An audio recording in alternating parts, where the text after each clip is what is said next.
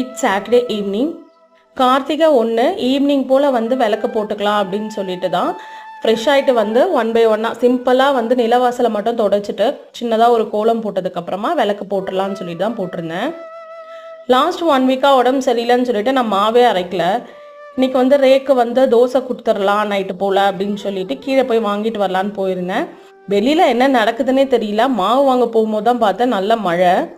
மாவு வாங்கிட்டு வந்துட்டு வெறும் தோசை மட்டும்தான் ஊற்றணும். ஏன்னா வந்து மார்னிங் வச்ச காரக்குழம்பு நம்மக்கிட்ட இருக்குது. அதனால சரி ஓகே வெறும் தோசை மட்டும் போட்டுக்கலாம் அப்படின்னு சொல்லிட்டு தான் பண்ணிகிட்டு இருந்தேன்.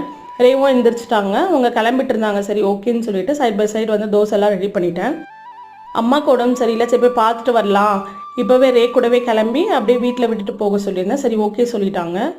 அதனால் சாப்பிட்டதுக்கப்புறம் அம்மா வீட்டுக்கு கிளம்பி போயிட்டு மார்னிங் ரிட்டன் நான் ரே ஆஃபீஸ்லேருந்து வரும்போது அப்படியே வந்துடுவேன்.